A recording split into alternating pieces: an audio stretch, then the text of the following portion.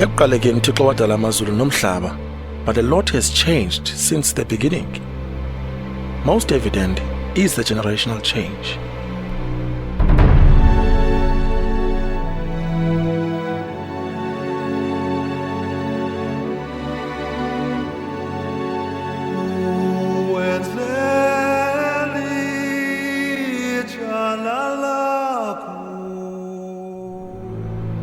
Ekuhambeni kwamaxesha izizukulwana zitshintshile. This is not always evident from day-to-day activities, but change has occurred. Just take a look to see for yourself. The 30s and 40s were characterized by World War II and the Great Depression. This generation has been classified by many as the silent generation. It was this generation that favored the quiet and peaceful interaction with Christ.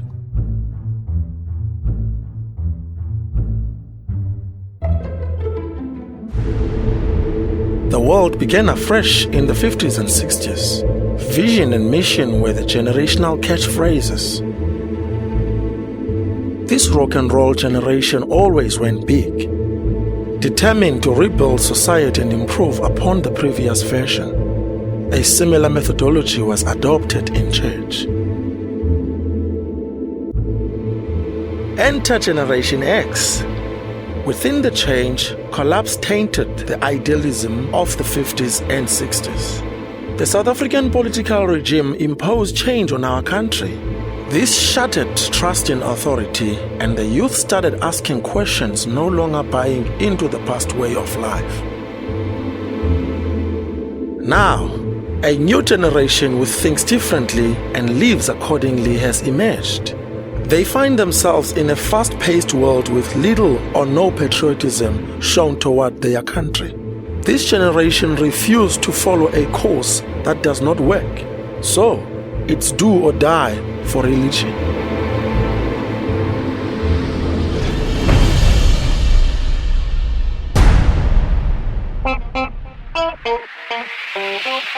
So, to understand this generation, the generation who are the leaders of tomorrow, you need to understand their way of thinking.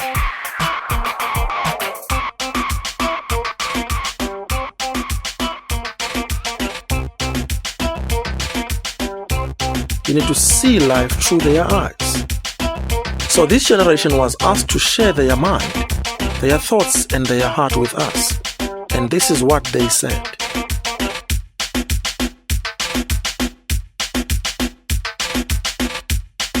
Some people can't live together first, and they have to get married first. Basically, get married for specific reasons. But I myself, I'd probably live together with a person if I get married. I think when you're married, it makes things easier. You know who you're in love with. You know that once you ask her if she can get married with you, and you know that person is committed to you. No, you can never be happy. I never trust guys, so yeah, I don't think I'll ever get married.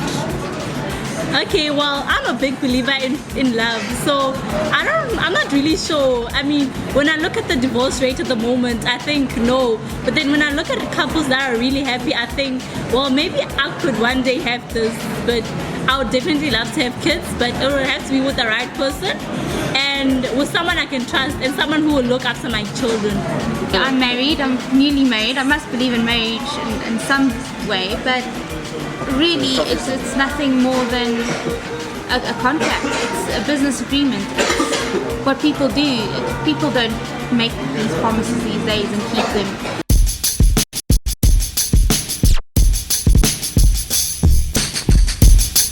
Relationship-wise, I think most teenagers and our generation is just in it for fun type thing, you know? And they're just like, I don't think they really, I think they just live for today type thing. They don't begin with an end in mind type thing. I think generally we're quite a fickle age group, you know? I think things come and go far too easily.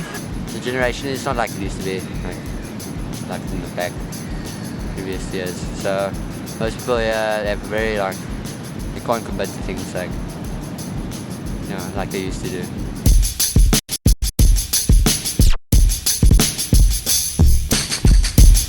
I think this country, I don't know where it's headed, because we got politics struggling over power. They're like, I don't know, we've got an incompetent health minister. I don't know where we're like headed. We're hoping like 2010 will bring something, you know, to help us, yeah.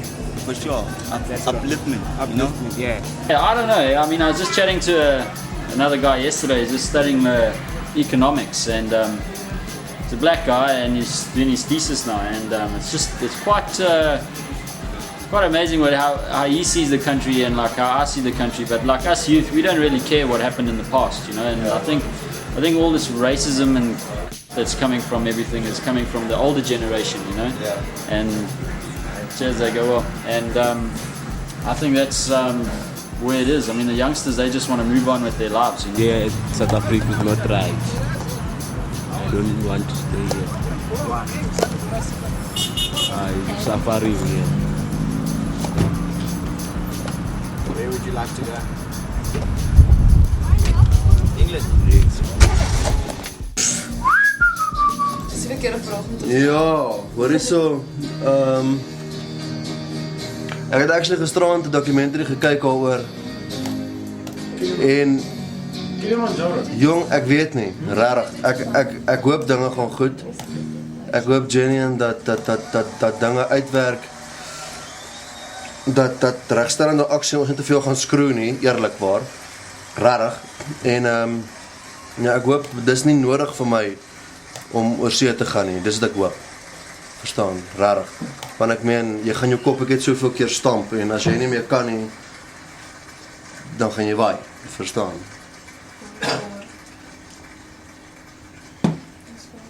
What we're trying to do is we're trying to build a better South Africa for everyone, but we're still corrupt, you know? It's like politicians, they promise for now they're gonna uplift the community, they're gonna do that, but at the same time they don't deliver. They're like too concerned with making money, and politicians are not supposed to make money, you know? Politicians are there to help the community and to build, to improve, but I'm not saying for it this country is doomed, you know? Yeah, there's still hope that we can still do something. Each individual has the capacity to bring about change, you know, as long as you change as an individual.